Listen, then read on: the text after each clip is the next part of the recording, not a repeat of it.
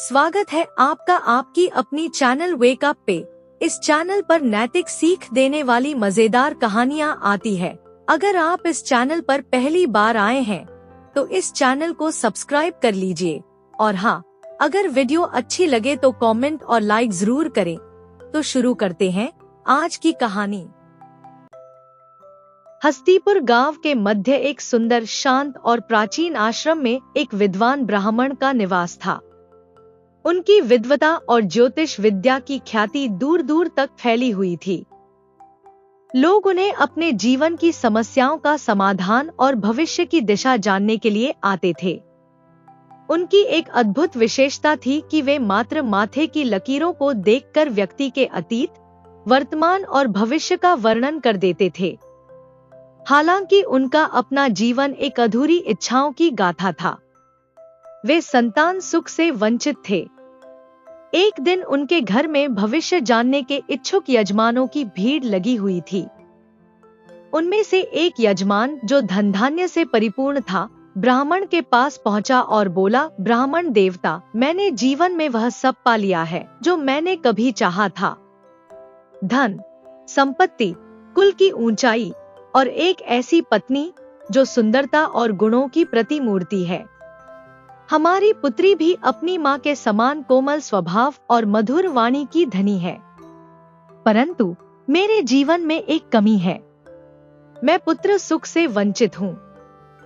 क्या यह अभाव सदा रहेगा?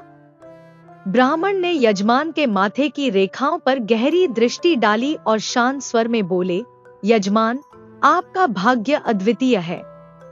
आपने जीवन में जो भी चाहा वह सब पाया, परंतु पुत्र सुख आपके भाग्य में नहीं लिखा है। आपकी पुत्री ही आपके वंश की रेखा को आगे बढ़ाएगी और उसके पति यानी आपका जमाई आपका और आपकी पत्नी का सदा पुत्र के समान ध्यान रखेगा। यह ईश्वर की योजना है, इसमें कोई परिवर्तन नहीं हो सकता। यजमान ने सिर झुका लिया और नम्रता से बोला, ब्राह्मण देवता, आप सत्य कह रहे हैं। मुझे यह सत्य स्वीकार करना होगा। पुत्र हो या पुत्री, दोनों ही ईश्वर की अनुपम देन है। मुझे अपनी इच्छाओं को सीमित कर ईश्वर का आभार प्रकट करना चाहिए। इस पर वहां उपस्थित अन्य यजमान ने कहा, ब्राह्मण देवता, आपने यजमान को उनके भाग्य का सत्य बताया, लेकिन क्या आपने कभी अपने भाग्य पर दृष्टि डाली है? लोग आपसे अपने संकटों का समाधान पूछने आते हैं, परंतु स्वयं आप संतान सुख से वंचित हैं। क्या यह सत्य है? ब्राह्मण शांत रहे और बोले, हाँ, यह सत्य है। मेरे भाग्य में संतान सुख है, परंतु अभी उसका समय नहीं आया है। मैं ईश्वर की योजना पर विश्वास करता हूँ और धैर्य रखता हूँ। हर सुख और दुख का समय निर्धारित है। समय आने पर ईश्वर मुझे वह सौभाग्य अवश्य देंगे। यह सुनकर सभी यजमान चुप हो गए। उनके मन में ब्राह्मण के प्रति आदर और भी बढ़ गया। ब्राह्मण के शब्दों में छिपा धैर्य और सत्य उनके चरित्र की गहराई को दर्शाता था। समय अपनी गति से चलता रहा। कई साल बीत गए। एक दिन ब्राह्मण के घर पर खुशी का सैलाब आ गया। उनकी पत्नी ने एक सुंदर और तेजस्वी पुत्र को जन्म दिया। घर के आंगन में खुशियां गूंज उठीं। दोनों पति पत्नी की आंखों में संतोष और आभार के आंसू थे। ब्राह्मण ने विधि विधान से नामकरण संस्कार करवाया और अपने पुत्र का नाम रखा सूरज। ब्राह्मण ने अपनी पत्नी से कहा, भाग्यवान, देर से ही सही, परंतु ईश्वर ने हमें संतान सुख दिया। मेरे विश्वास ने आज सत्य का रूप ले लिया। पत्नी ने मुस्कुराते हुए उत्तर दिया, आप सही कह रहे हैं। मैंने तो संतान सुख की आशा ही छोड़ दी थी, परंतु आपके अडिग विश्वास ने यह चमत्कार कर दिखाया। ब्राह्मण ने कहा, मैं सबके भाग्य बताता हूँ, तो तुम्हें क्या लगता है कि मैंने अपना भाग्य नहीं देखा होगा? मैंने देखा था, और तभी से मुझे यकीन था कि देर से ही सही, लेकिन हमें पुत्र रत्न की प्राप्ति अवश्य होगी। समय बीतने लगा। और सूरज धीरे धीरे बड़ा होने लगा। वह एक तेजस्वी और चंचल बालक था, जिसकी आंखों में गहरी बुद्धिमत्ता झलकती थी।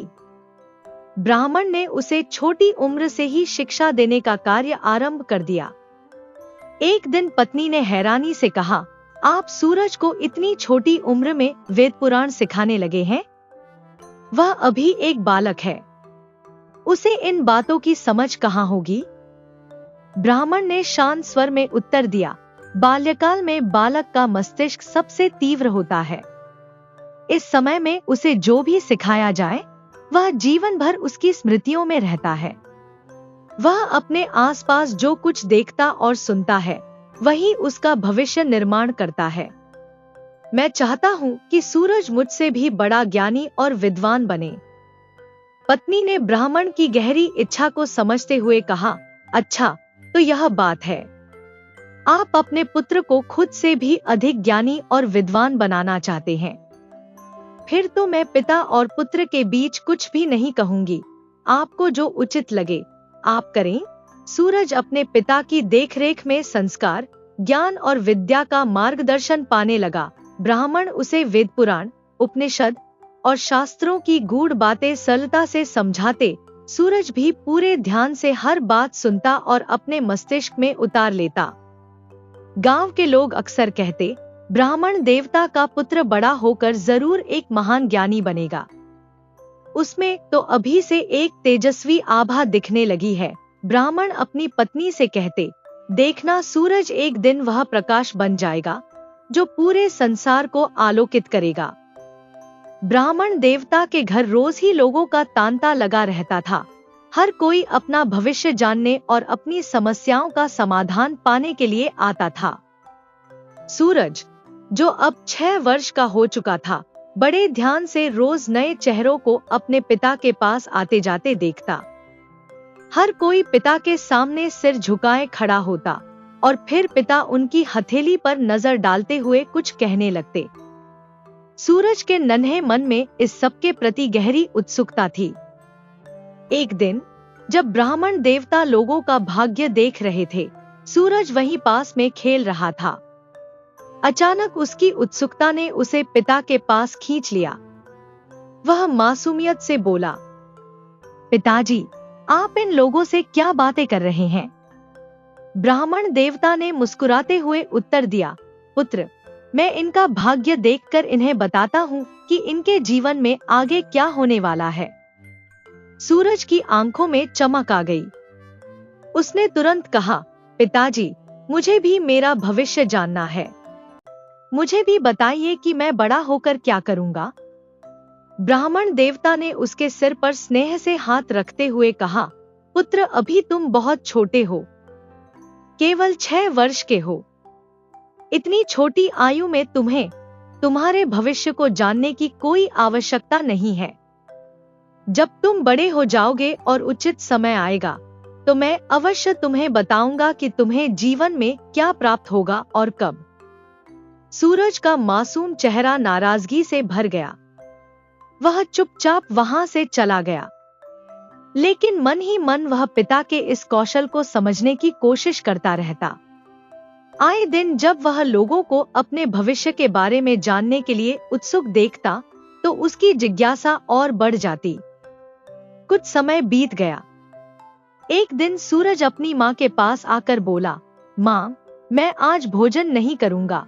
माँ को उसकी बात सुनकर चिंता हुई। उन्होंने प्यार से पूछा, ऐसा क्यों कह रहे हो पुत्र? क्या तुम्हारी तबीयत ठीक नहीं है? अगर ऐसा है तो चलो तुम्हें वैद्य जी के पास ले चलती हूँ। सूरज ने गंभीर स्वर में कहा, नहीं माँ, मेरी तबीयत बिल्कुल ठीक है, लेकिन मैंने ठान लिया है कि मैं आज भोजन नहीं करूंगा। सूरज की माँ उसे मनाने में लग गई। पुत्र, बिना भोजन किए तुम्हारा शरीर कमजोर हो जाएगा, चलो थोड़ा सा खा लो। परंतु सूरज अपनी बात पर अड़ा रहा। उसकी जिद ने माँ को परेशान कर दिया। आखिरकार हारकर वे ब्राह्मण देवता के पास पहुंची और बोली, स्वामी, आज आपके पुत्र ने बड़ी अजीब जिद पकड़ ली है। ब्राह्मण देवता ने शांत भाव से पूछा, क्या हुआ? सूरज ने क्या मांगा है? माँ ने चिंता भरे स्वर में कहा, स्वामी, वह कह रहा है कि आज उसे भोजन नहीं करना।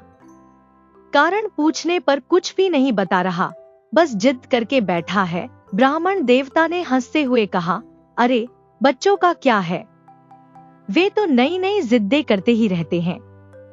माँ ने कहा, लेकिन स्वामी, यह बात मुझे परेशान कर रही है, कहीं यह कुछ और तो नहीं चाहता? ब्राह्मण देवता ने गंभीरता से सिर हिलाया और बोले, ठीक है, मैं खुद उसे मनाऊंगा और उसे भोजन कराऊंगा, तुम्हें चिंता करने की आवश्यकता नहीं है। इसके बाद ब्राह्मण देवता सूरज की जिद सुनकर तुरंत उसके पास पहुंचे। वह अब भी जमीन पर बैठा हुआ भोजन की थाली से मुंह फेरकर गहरी सोच में डूबा हुआ था। अपने पुत्र को ऐसा देख ब्राह्मण ने प्यार भरे स्वर में पूछा, क्या हुआ पुत्र, आज भोजन क्यों नहीं कर रहे? क्या तुम्हें किसी विशेष पकवान की इच्छा हो रही है? सूरज ने अपना सिर झुकाए हुए उत्तर दिया, नहीं पिताजी, मुझे कुछ भी नहीं चाहिए। तो क्या तुम चाहते हो कि मैं तुम्हारे लिए कोई नया खिलौना लाऊं? ब्राह्मण ने मुस्कुराते हुए पूछा, नहीं, मुझे कोई खिलौना भी नहीं चाहिए। ब्राह्मण ने थोड़ा गंभीर होकर पूछा, फिर तुम्हें भोजन करने में क्या परेशानी है? सूरज ने गहरी सांस लेते हुए अपनी बात कही, पिताजी, मैं भोजन इसलिए नहीं कर रहा क्योंकि मैं जानना चाहता हूँ कि मेरा भविष्य क्या है, जैसे आप सबको बताते हैं, लेकिन आप मुझे यह नहीं बताते। ब्राह्मण ने अपनी हंसी छुपाते हुए कहा, पुत्र, तुम्हें अपना भविष्य जानने की अभी कोई आवश्यकता नहीं है, तुम अभी बहुत छोटे हो। कुछ वर्षों बाद जब समय उचित होगा, मैं तुम्हें तुम्हारे भाग्य के बारे में सब कुछ बता दूंगा। सूरज की आंखों में जिद्द थी। उसने कहा, ठीक है, अगर आप मुझे मेरा भविष्य नहीं बताएंगे तो मैं भोजन नहीं करूंगा। यह सुनकर ब्राह्मण की पत्नी, जो पास ही खड़ी थी, हस्तक्षेप करते हुए बोली, आपने इसे ना जाने क्या सिखा दिया है, देखिए यह किस तरह की जिद कर रहा है। ब्राह्मण ने मुस्कुराते हुए कहा, भाग्यवान, मैंने तो बस यही कहा कि भविष्य जानने के लिए अभी वह छोटा है। पत्नी झुंझलाते हुए बोली, तो फिर आप इसे इसका भविष्य बता ही क्यों नहीं देते? क्या आप भी छोटे बच्चे हैं?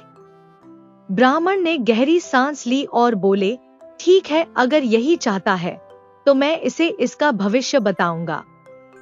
यह सुनते ही सूरज खुशी खुशी पिता के समक्ष बैठ गया। ब्राह्मण ने अपनी आंखें बंद कर ध्यान लगाया। कुछ समय बाद उन्होंने सूरज के मस्तक को ध्यानपूर्वक देखा। अचानक उनका चेहरा गंभीर हो गया। उनकी दृष्टि सूरज के भाग्य में कुछ ऐसा देख रही थी जिसने उन्हें गहरी चिंता में डाल दिया। ब्राह्मण ने सोचा, यह क्या? सूरज का विवाह एक नीच कुल की कन्या से होगा। नहीं, ऐसा तो मैं किसी को मुंह दिखाने लायक नहीं रहूंगा। लेकिन यदि मैं भाग्य देख सकता हूं तो इसे बदल भी सकता हूं। मुझे इसका उपाय अवश्य खोजना होगा। सूरज ने उत्सुक होकर पूछा, बताइए ना पिताजी, मेरे भाग्य में क्या लिखा है? अपने पुत्र की मासूमियत देख ब्राह्मण ने झूठ बोलते हुए कहा, पुत्र, तुम्हारे भाग्य में लिखा है कि तुम एक बहुत बड़े विद्वान बनोगे और तुम्हारा विवाह एक सुंदर कन्या से होगा। सूरज यह सुनकर खुशी खुशी कूदता हुआ वहां से चला गया। लेकिन ब्राह्मण के मन में एक भारी चिंता घर कर गई। जैसे ही सूरज वहां से गया, ब्राह्मण ने अपनी प्राचीन पुस्तकों को पलटना शुरू किया। वह उपाय ढूंढने लगे जिससे अपने पुत्र के भाग्य को बदला जा सके। उनकी पत्नी ने पास आकर पूछा, क्या बात है स्वामी, आप कुछ परेशान लग रहे हैं? ब्राह्मण ने उसे शांत करते हुए कहा, कुछ नहीं भाग्यवान, बस एक समस्या का समाधान खोज रहा हूँ इन पुस्तकों में। पत्नी ने उनकी बात पर अधिक ध्यान नहीं दिया और वहां से चली गई। लेकिन ब्राह्मण के मन में विचारों का तूफान उमड़ रहा था। उन्होंने ठान लिया था कि वह अपने पुत्र के भाग्य को बदलने के लिए हर संभव प्रयास करेंगे। ब्राह्मण अपनी पुस्तकों के गहरे अध्ययन और ग्रहों की गणना में पूरी तरह मग्न थे।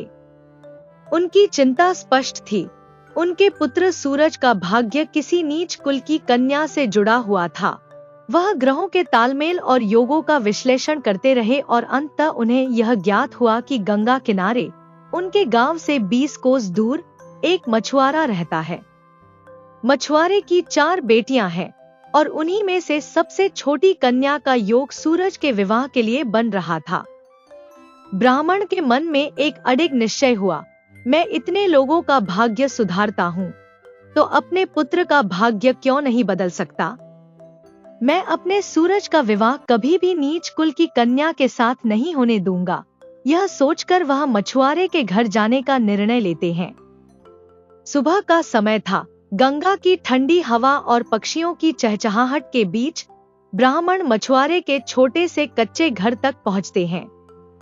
मछुआरा और उसकी पत्नी दरवाजे पर बैठकर जाल की मरम्मत कर रहे थे। जैसे ही उन्होंने ब्राह्मण को अपनी कुटिया की ओर आते देखा, दोनों का चेहरा प्रसन्नता से खिल उठा। मछुआरे ने झुककर प्रणाम किया और विनम्रता से कहा, ब्राह्मण देवता, आज तो हमारा जीवन धन्य हो गया जो आपके चरण हमारे इस छोटे से घर में पड़े। बताइए, हम आपकी क्या सेवा कर सकते हैं। ब्राह्मण गंभीर स्वर में बोले, मैं किसी विशेष उद्देश्य से तुम्हारे द्वार पर आया हूँ। क्या तुम्हारे घर 9 माह पूर्व किसी कन्या का जन्म हुआ था। मछुआरे की पत्नी अचरज भरे स्वर में बोली, जी ब्राह्मण देवता, हमारी सबसे छोटी बेटी का जन्म 9 माह पहले ही हुआ है। उसका नाम हमने रूपा रखा है। लेकिन आपको यह सब कैसे पता चला। ब्राह्मण ने धीमे स्वर में कहा, मैं त्रिकालदर्शी हूँ, भविष्य को देख सकता हूँ। तुम्हारी बेटी के जन्म और नामकरण की जानकारी मुझे अपने ज्ञान के माध्यम से मिली है। मछुआरा और उसकी पत्नी भय और जिज्ञासा के मिश्रित भाव से ब्राह्मण को देखने लगे। ब्राह्मण ने गंभीर स्वर में कहा, तुम्हारी यह पुत्री तुम्हारे घर में संकट लेकर आई है। जब तक यह कन्या तुम्हारे घर में है, तब तक तुम्हारे आंगन में पुत्र का जन्म नहीं हो सकता। यदि तुम अपने वंश को आगे बढ़ते देखना चाहते हो, तो तुम्हें इस बच्ची को अपने जीवन से दूर करना होगा। मछुआरे की पत्नी यह सुनकर कांप उठी, परंतु ब्राह्मण देवता, यह तो अभी बहुत छोटी है, इसे कहां और कैसे छोड़ दें। ब्राह्मण ने शांत स्वर में कहा, तुम्हारे लिए यह निर्णय कठिन अवश्य है, परंतु आवश्यक भी है। मैं तुम्हारी सहायता करूंगा। यह बच्ची मेरे साथ जाएगी, मैं इसका पालन पोषण करूंगा और यह तुम्हारे जीवन से दूर हो जाएगी। इसके बाद तुम्हारे आंगन में पुत्र का जन्म अवश्य होगा। मछुआरा और उसकी पत्नी एक दूसरे की ओर असमंजस से देखते हैं। पत्नी की आंखों में आंसू थे और मछुआरे का मन भीतर ही भीतर उथल पुथल से भरा था। ब्राह्मण देवता, यह हमारी पुत्री है। इसे अपने से दूर करना हमारी आत्मा को छलनी कर देगा। क्या कोई और उपाय नहीं है? ब्राह्मण ने दृढ़ स्वर में कहा, सुनो मछुआरा, मैं तुम्हें यह बात किसी स्वार्थवश नहीं कह रहा। यह सब तुम्हारे भविष्य और तुम्हारे वंश के लिए है। मुझे इस कन्या को अपने साथ ले जाने दो। यह तुम्हारे लिए शुभ होगा। मछुआरे ने भारी मन से कहा, आप जो कह रहे हैं वह हमारे लिए कठिन है, परंतु यदि यह हमारे परिवार के हित में है तो हम आपकी बात मानेंगे। ब्राह्मण ने बच्ची को गोद में लिया, उसके मासूम चेहरे को देखा और सोचने लगे, यह कदम मेरे पुत्र सूरज के भविष्य को सुरक्षित करने के लिए है। मैं इसके भाग्य को अपने ज्ञान और तपस्या से बदल दूंगा। ब्राह्मण देवता बच्ची को गोदी में लेकर गंगा जी की ओर चल पड़े। वे सोच रहे थे, अगर मैं इस निर्दोष बच्ची को मार डालता हूँ तो मुझे मासूम की हत्या का पाप लगेगा। यही सोचते हुए उन्होंने रास्ते में एक बूढ़ी महिला की कुटिया देखी, जहाँ वह महिला अपनी खलिहान के बाहर टोकरी बना रही थी। ब्राह्मण देवता ने पास जाकर उससे विनम्रता से पूछा, क्या आप मुझे एक टोकरी दे सकती हैं? बूढ़ी महिला ने मुस्कुराते हुए कहा, अवश्य ब्राह्मण देवता, आपको जो टोकरी चाहिए वह ले जाइए। ब्राह्मण देवता ने एक छोटी सी टोकरी ली और गंगा के किनारे पहुंच गए। वहां खड़े होकर उन्होंने बच्ची को गोदी से उठाया और दुख भरे शब्दों में कहा, मुझे क्षमा करना पुत्री, परंतु मेरे पास कोई दूसरा उपाय नहीं है। मुझे अपने बेटे का भाग्य बदलना है और इसके लिए तुम्हें अपने जीवन का बलिदान देना होगा। फिर उन्होंने उस मासूम बच्ची को टोकरी में रखा और धीरे धीरे नदी में बहा दिया। उनका मन अज्ञात भय और दुख से भर गया था। उन्होंने सोचा, यह टोकरी जल्द ही पानी में डूब जाएगी और यह बच्ची अपनी जान खो देगी। लेकिन नियति को कुछ और ही मंजूर था। वह टोकरी गंगा की धाराओं में बहती हुई दूसरे किनारे पर पहुंच गई, जहां एक और ब्राह्मण स्नान करने आया था।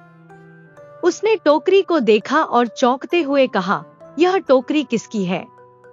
वह ब्राह्मण टोकरी को खोलता है और उसकी आंखों में हैरानी और करुणा का मिश्रण दिखाई देता है। हे प्रभु, यह छोटा सा बच्चा किसका है? इसे किसने टोकरी में डालकर गंगा मैया के पास छोड़ दिया? वह आसपास देखता है, लेकिन कोई दिखाई नहीं देता।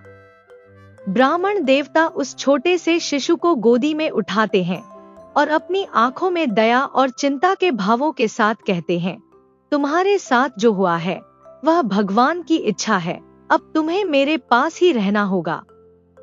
ब्राह्मण अपने घर लौटते हैं, हाथ में उस छोटी सी टोकरी को लिए हुए, जो गंगा की धारा से बहकर उसके पास आई थी।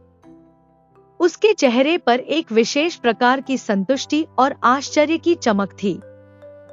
जैसे ही वह घर में प्रवेश करता है, उसकी पत्नी उसे देखती है और उससे पूछती है, आज क्या लाए हो?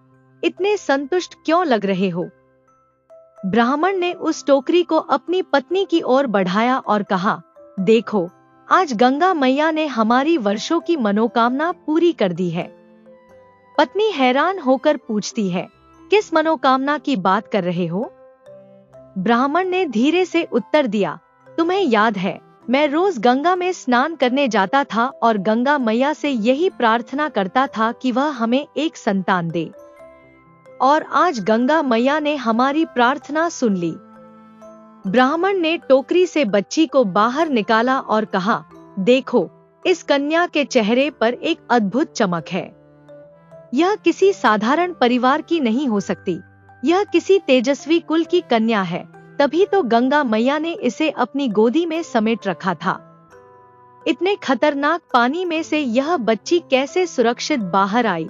यह केवल गंगा मैया का आशीर्वाद हो सकता है। ब्राह्मण और उसकी पत्नी ने उस छोटी बच्ची को अपनी पुत्री की तरह अपनाया। उन्होंने उसे अच्छे संस्कार दिए और भरपूर शिक्षा दी। समय के साथ वह बच्ची बड़ी होने लगी और उसकी सुंदरता भी दिनों-दिन बढ़ती गई। उसकी मासूमियत और आकर्षण से घर का वातावरण रोशन हो उठा। एक दिन ब्राह्मण की पत्नी ने ब्राह्मण से कहा, अब हमारी पुत्री बड़ी हो गई है, हमें इसका विवाह करना चाहिए। ब्राह्मण ने अपनी पत्नी की बात मानी और कहा, तुम ठीक कह रही हो, मैं कल सुबह ही उसकी शादी के लिए एक योग्य वर की तलाश में निकल पड़ूंगा। अगले दिन ब्राह्मण आसपास के गांवों में अपनी बेटी के विवाह के लिए एक अच्छे परिवार की खोज में निकल पड़े। उन्हें जल्द ही पता चला कि हस्तिपुर के प्रसिद्ध ज्ञानी ब्राह्मण रवि शंकर जी का एक पुत्र है, जिसका नाम सूरज है। सूरज न केवल रूप से आकर्षक था, बल्कि उसके विचार और आचरण भी उच्च थे। ब्राह्मण ने यह सुनकर सोचा, यह लड़का बिल्कुल हमारी पुत्री के योग्य होगा।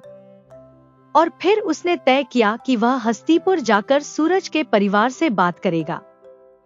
इस तरह ब्राह्मण की नई यात्रा एक नए मोड़ पर थी, जिसमें वह अपनी पुत्री के लिए एक अच्छा जीवन साथी ढूंढने की कोशिश कर रहा था।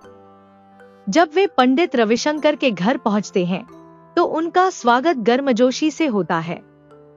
पंडित रविशंकर उन्हें सम्मानित करके कहते हैं, प्रणाम गुरुवर, कृपया बैठिए। शास्त्री जी बड़े आदर से कहते हैं, गुरुवर, मैं गंगा किनारे बनारस से आया हूँ और आपके पास बड़ी उम्मीद लेकर आया हूँ। मैं चाहता हूँ कि आप अपने पुत्र सूरज के लिए मेरी पुत्री का हाथ स्वीकार करें। पंडित रविशंकर, जो पहले से ही शास्त्रों के ज्ञाता और अच्छे संस्कारों वाले हैं, बड़े विनम्रता से जवाब देते हैं, आश्चर्यजनक बात है गुरुवर। आपने मेरी पुत्री के बारे में जो बताया वह मुझे बहुत पसंद आया। मेरी पुत्री रूपाली भी रूपवान, ज्ञानवान और शास्त्रों की ज्ञाता है। मैंने उसे अच्छे संस्कारों और शास्त्रों का ज्ञान दिया है। मैं तो यही चाहता था कि मेरे पुत्र को एक उत्तम कुल की कन्या मिले। मुझे विश्वास है कि सूरज और रूपाली का विवाह भाग्य का ही फल होगा। शास्त्री जी की विनम्रता और उनके विश्वास से प्रभावित पंडित रविशंकर तुरंत अपने पुत्र सूरज के साथ बनारस जाने का निश्चय करते हैं। दोनों परिवार बहुत जल्द एक दूसरे के घर पहुंच जाते हैं। वहां शास्त्री जी की पुत्री रूपाली का रूप और ज्ञान पंडित रविशंकर को इतना आकर्षित करता है कि दोनों का विवाह तुरंत तय कर दिया जाता है। पंडित रविशंकर खुशी से यह सोचते हैं कि उन्होंने अपने पुत्र का भाग्य बदल दिया। सूरज, जो रूपाली को अपनी पत्नी के रूप में पाकर बहुत प्रसन्न था, और रूपाली, जो सूरज को अपना जीवन साथी पाकर खुश थी, दोनों का विवाह एक आदर्श परिवार के बीच हुआ था। ब्राह्मण भी रूपाली को अपने पुत्रवधू के रूप में पाकर बहुत प्रसन्न थे, लेकिन नियति तो हमेशा कुछ और ही योजना बनाती है। एक दिन जब रूपाली अपने ससुर शास्त्री जी के पास चाय लेकर जाती है, तो उसका चेहरा कुछ चिंतित सा होता है। चाय का प्याला शास्त्री जी के पास रखते हुए वह कहती है, पिताजी, आप तो सभी का भाग्य देखते हैं, क्या आप मेरा भाग्य नहीं देखेंगे? मुझे भी अपना भविष्य जानना है। शास्त्री जी मुस्कुराते हुए उत्तर देते हैं, पुत्री, तुम्हारा भाग्य तो बहुत ही शुभ है। तुम्हें सूरज जैसा पति मिला है और तुम उच्च कुल में पैदा हुई हो, उच्च कुल में ब्याही गई हो। अब और क्या जानना चाहती है? रूपाली कहती है, पिताजी, आप एक बार मेरा भविष्य तो देखिए। शास्त्री जी ने कुछ देर के लिए विचार किया और फिर अपने पुराणों की पुस्तक निकाली। जैसे ही उन्होंने गणना करना शुरू किया, वह एकदम चौंक गए। उनके चेहरे पर चिंता की लकीरें आ गईं। जब उन्होंने रूपाली का भविष्य देखा, तो उन्हें एक घातक सत्य का सामना करना पड़ा। रूपाली वही कन्या थी जिसे उन्होंने अपने बेटे के भाग्य को बदलने के लिए गंगा में छोड़ दिया था। शास्त्री जी के पैरों तले जमीन खिसक गई। वह बमुश्किल अपना गुस्सा और चिंता छिपाते हुए बोले, पुत्री, मुझे अब अपनी तबीयत कुछ ठीक नहीं लग रही है। मैं तुम्हारा भविष्य किसी और दिन देखूंगा। रूपाली चिंतित होकर कहती है, पिताजी, आप ठीक तो हैं? तभी रूपाली अपने पति सूरज को बुला लाती है। सूरज कमरे में आते हुए पिताजी से पूछता है, क्या हुआ पिताजी? आप बहुत परेशान लग रहे हैं। सब ठीक तो है? शास्त्री जी गहरी सांस लेकर कहते हैं, हाँ, तुम बिल्कुल सही समझे, परंतु मेरे पास इस समस्या का कोई तोड़ है। सूरज हैरान होकर कहता है, पिताजी, आप मुझे बताइए, मैं इसका समाधान करने के लिए कुछ भी करूंगा। शास्त्री जी ने कहा, नहीं पुत्र, समाधान मुझे ही करना होगा। फिर शास्त्री जी रूपाली को विश्वास में लेते हुए उसे एक अन्य नगर में स्नान और पूजा के लिए ले जाते हैं। वहां पहुंचकर शास्त्री जी एक सोने की अंगूठी निकालते हैं और रूपाली से कहते हैं, पुत्री, इस अंगूठी को ध्यान से देखो। रूपाली ने अंगूठी को ध्यान से देखा। फिर शास्त्री जी ने कहा, अब इसे मुझे वापस दे दो। उन्होंने वह अंगूठी हाथ में लेकर गंगा में फेंक दी और कहा, पुत्री, अब तुम्हें यह अंगूठी तब तक वापस नहीं मिलेगी जब तक तुम यहाँ रहोगी, क्योंकि बिना इस अंगूठी के यदि तुम अपने पति के घर जाओगी तो तुम्हारे पति की मृत्यु हो जाएगी, और यदि तुम अपने पिता के घर जाओगी तो तुम्हारे पिता की मृत्यु हो जाएगी। इसलिए जब तक तुम्हें यह अंगूठी वापस नहीं मिलती, तुम यहीं रहोगी। रूपाली डर और चिंता से कांपते हुए कहती है, पिताजी, मैं यहाँ कैसे रह सकती हूँ, और वह भी अकेले? शास्त्री जी ने धीरे से कहा, पुत्री, मेरे पास दूसरा कोई उपाय नहीं है। मैंने तुम्हारे भविष्य में जो देखा है उसे टालने का यही एकमात्र तरीका है। इतना कहकर शास्त्री जी वहां से चले जाते हैं। रूपाली नदी के तट पर अकेली बैठी हुई थी। उसकी आंखों से अश्रुपात हो रहे थे। दिल में कई उलझने और सवाल थे, परंतु वह किसी से अपनी पीड़ा साझा नहीं कर पा रही थी। तभी नदी के पास स्नान करने आए एक सेठ अपने परिवार के साथ उसकी स्थिति को देखकर रुक गए। सेठ की बूढ़ी माँ ने रूपाली की ओर देखा और धीरे धीरे उसके पास आकर पूछा, बिटिया, तुम इतनी अकेली क्यों बैठी हो? क्या बात है? तुम्हें देखकर लगता है जैसे कोई गहरी पीड़ा तुम्हें सता रही हो। तुम कौन हो? क्या हुआ तुम्हारे साथ? रूपाली ने कांपते हुए स्वर में सारी कहानी कह दी और कहा, मैंने अपनी किस्मत से हार मान ली है और अब मुझे कहीं भी शरण नहीं मिल रही। सेठ की माँ ने उसे देखा और गहरी संवेदना के साथ बोली, अगर तुम्हें कोई आपत्ति न हो तो तुम हमारे साथ चल सकती हो। हमारे घर में तुम्हें एक आश्रय मिलेगा और हम तुम्हारा ध्यान रखेंगे। रूपाली ने उसके प्रस्ताव को सहमति में सिर झुकाकर स्वीकार किया। वह उनके साथ उनके घर चली गई, जहां सेठ की माँ ने उसे अपनी नौकरानी की तरह स्नेह और प्यार से रखा। रूपाली अपने कार्यों में इतनी निपुण थी कि घर के हर सदस्य को उसकी मेहनत और लगन बहुत प्रभावित करती थी। हर दिन वह माँ की तरह उनका ध्यान रखती, उनके कामों में हाथ बटाती और घर के माहौल को खुशहाल बनाती। दूसरी ओर ब्राह्मण अपने घर वापस लौटे। वह चिंतित थे और उनके चेहरे पर उदासी की लकीरें गहरी हो गईं। जब सूरज ने पूछा, पिताजी, रूपाली कहाँ है? वह आपके साथ नहीं आई? ब्राह्मण ने गहरी सांस ली और कहा, बेटे, जब हम नदी के तट पर थे, रूपाली स्नान के लिए नदी में उतरी थी। मैं बाहर बैठकर मंत्रों का उच्चारण कर रहा था, जबकि वह अंदर डुबकी लगा रही थी। पहली बार वह बाहर आई, लेकिन दूसरी बार जब वह भीतर गई तो वह बाहर नहीं निकली। मैंने उसे ढूंढने की बहुत कोशिश की, लेकिन वह कहीं नहीं मिली। मुझे लगता है कि शायद किसी बड़े नदी जीव ने उसे अपनी दावत बना लिया, क्योंकि मैं 2 दिनों तक तट पर बैठा रहा, लेकिन उसका कोई निशान नहीं मिला। सूरज सुनकर सदमे में आ गया। उसका चेहरा पीला पड़ गया और उसकी आंखों में गहरी निराशा की छाव उतर आई। रूपाली का चेहरा उसकी आंखों के सामने घूम रहा था और सूरज के मन में एक गहरी उदासी घर कर गई। रूपाली के बिना उसकी जिंदगी सूनी और वीरान सी लगने लगी थी। लेकिन जैसे हर घाव पर समय की मरहम लगती है, वैसे ही सूरज ने अपने दर्द को थोड़ा सह लिया। वह धीरे धीरे अपने जीवन के दुखों से बाहर निकलने की कोशिश करता है, लेकिन रूपाली की यादें हमेशा उसके दिल में बसी रहती हैं। एक दिन ब्राह्मण देवता ने सूरज से कहा, पुत्र, कब तक तुम इस दुख में अकेले रहोगे? हमारी भी उम्र हो चली है, क्या हम बिना पोते पोतियों का मुंह देखे ही इस दुनिया को छोड़ देंगे? सूरज ने मन ही मन सोचा, लेकिन उसके दिल में बस एक ही नाम था, रूपाली। उसने अपने पिता से कहा, पिताजी, रूपाली के सिवाय मैं किसी और से विवाह नहीं कर सकता। ब्राह्मण देवता ने गहरी सांस ली और फिर कहा, यह तो जीवन है और यह सब तुम्हारे भाग्य में लिखा था, लेकिन आगे का जीवन किसका है, यह किसी का वश नहीं चलता। तुम्हारे भाग्य में दूसरा विवाह भी लिखा है।